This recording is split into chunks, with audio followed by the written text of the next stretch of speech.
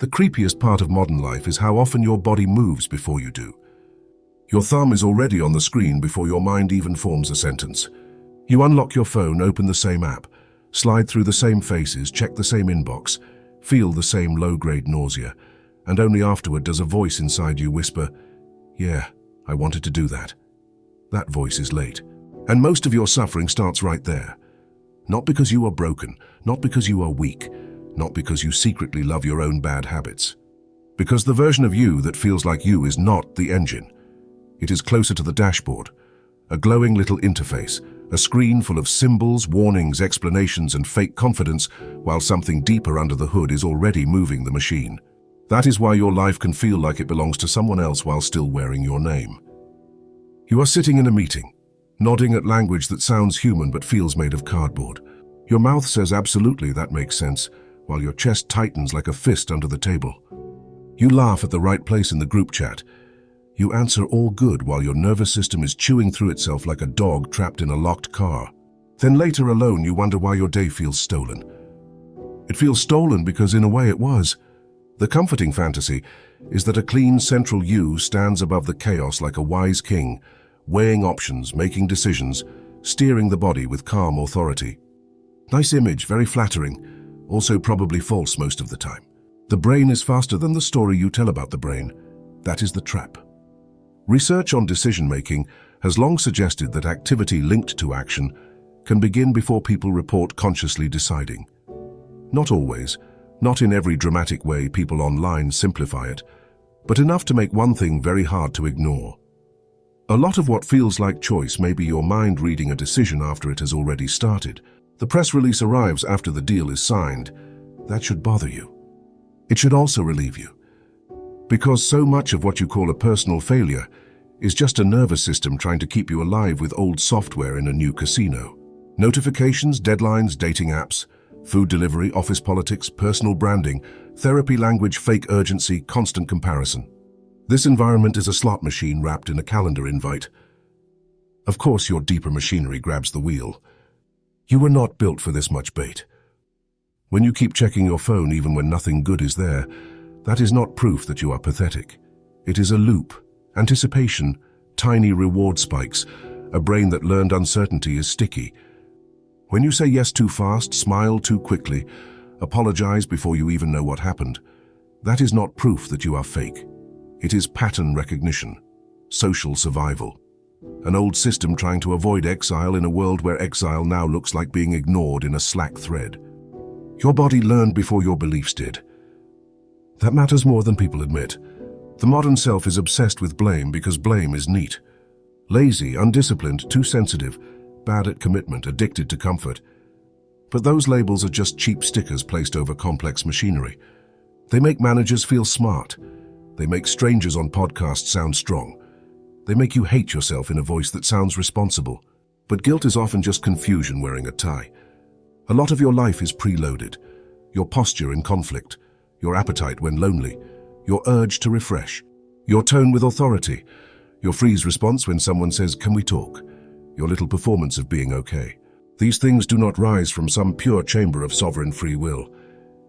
They come from conditioning, fear, memory, reward, attachment, status, habit, and biology, moving at a speed your conscious mind cannot match.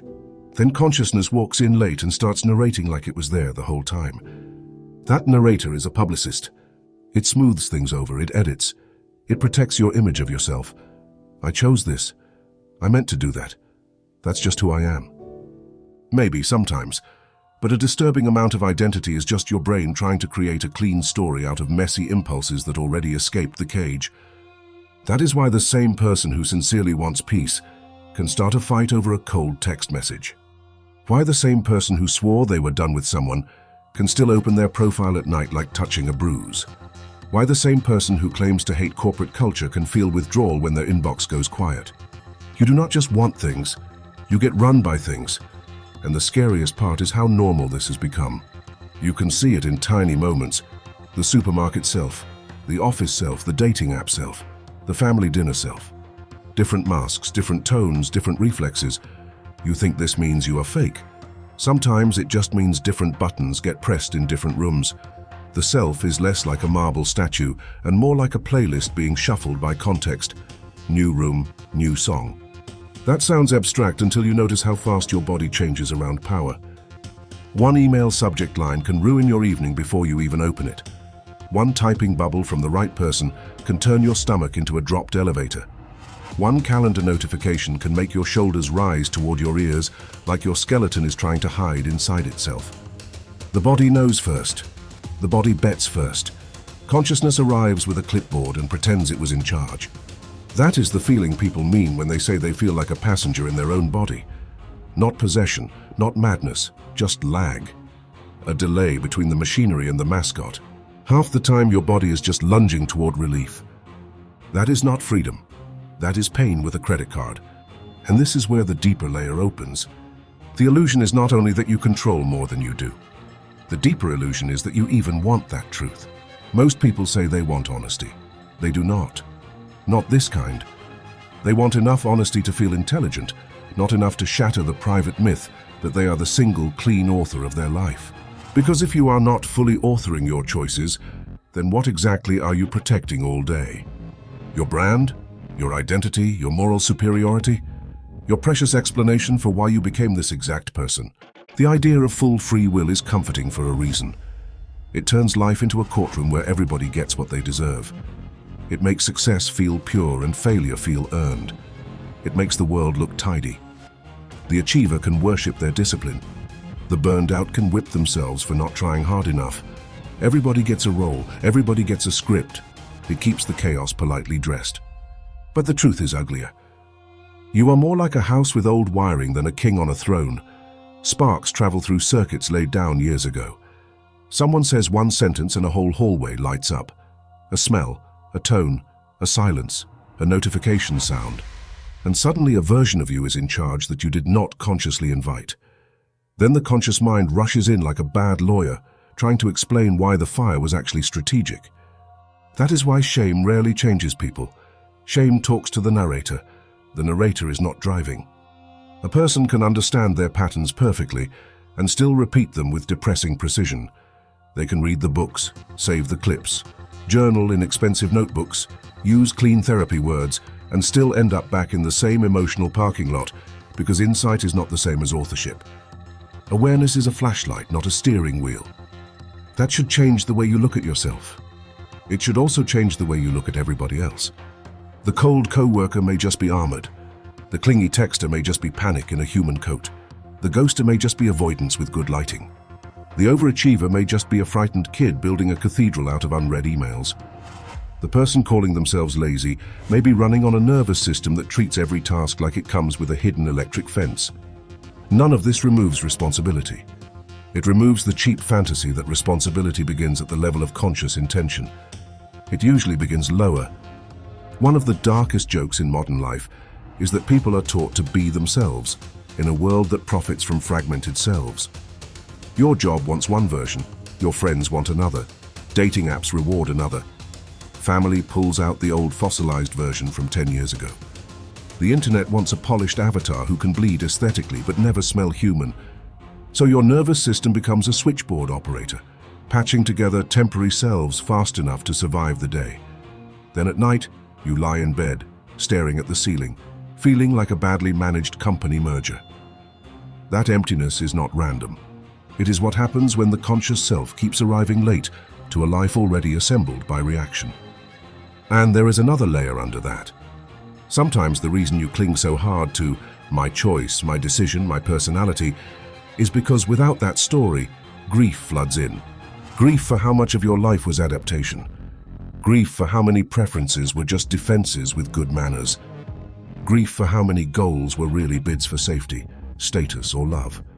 Grief for the possibility that your ambition was hunger in a suit. Grief for the possibility that your taste, your type, your confidence, even your rebellion may have been shaped by old invisible hands. That grief is heavy because it attacks pride at the root. But it can also be clean, because once the fake throne collapses, something quieter becomes possible. Not absolute control, not some superhero level of perfect discipline. Something more useful, less illusion, more contact. You stop asking, why am I like this? You start noticing what moved first. That shift matters. When you reach for your phone in the middle of a conversation because a silence opens up and your body cannot stand the rawness of being there, the useful question is not whether you are a bad, distracted person. The useful question is what your system is trying to escape. Exposure, boredom, shame, emptiness, the little airless feeling of having no script. When you say yes to work you do not want, then resent everyone later. The useful question is not whether you are secretly generous. It is whether your body learned that disappointing people feels dangerous. When you obsess over one cold message for hours, the useful question is not whether the message is that important. It is whether uncertainty hits your system like a loose tooth you cannot stop touching. That is the beginning of a real exit.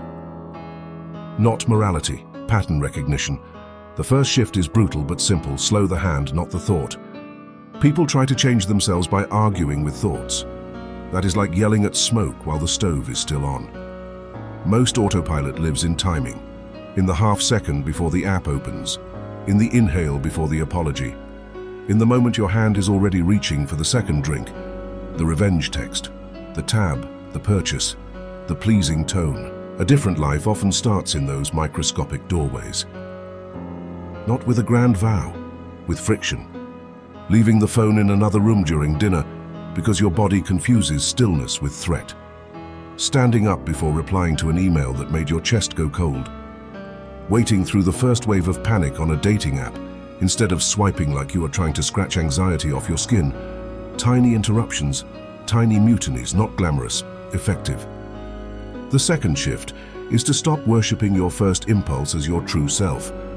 Modern culture romanticizes authenticity so hard that people think whatever they feel first must be sacred. It is not. Your first impulse is often just the fastest surviving animal in your system. Sometimes wisdom is the second voice. Sometimes dignity is 10 seconds late. Sometimes your real values arrive after the body's emergency theater has finished its opening act. You do not owe obedience to every internal alarm. A thought can be ancient and still not be true. A feeling can be loud and still be borrowed. An urge can feel personal and still be conditioning in a stylish jacket. The third shift is almost offensive in its simplicity. Build a life your nervous system does not have to keep escaping from. This sounds obvious until you notice how many people call themselves weak while living inside arrangements that keep them dysregulated on purpose.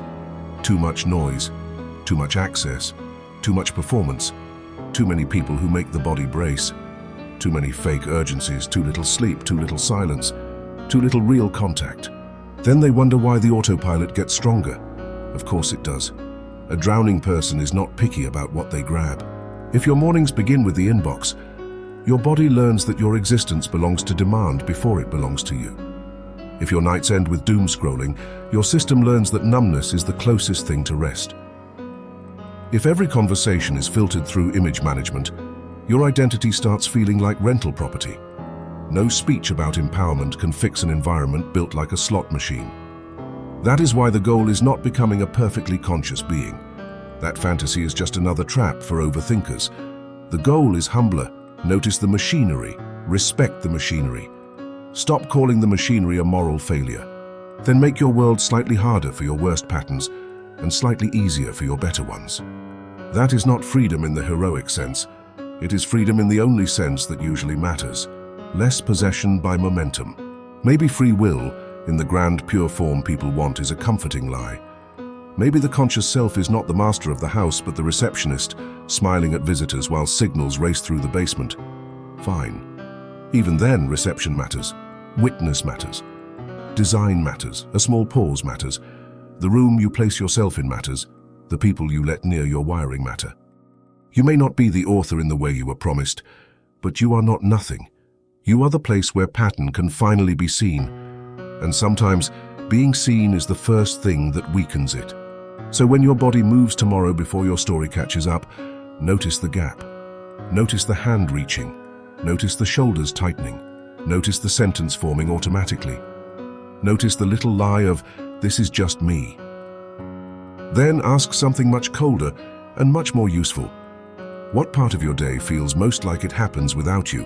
Opening your inbox, checking who viewed your story, ordering food you did not even want, or replying, "I'm fine," before your body gets a vote.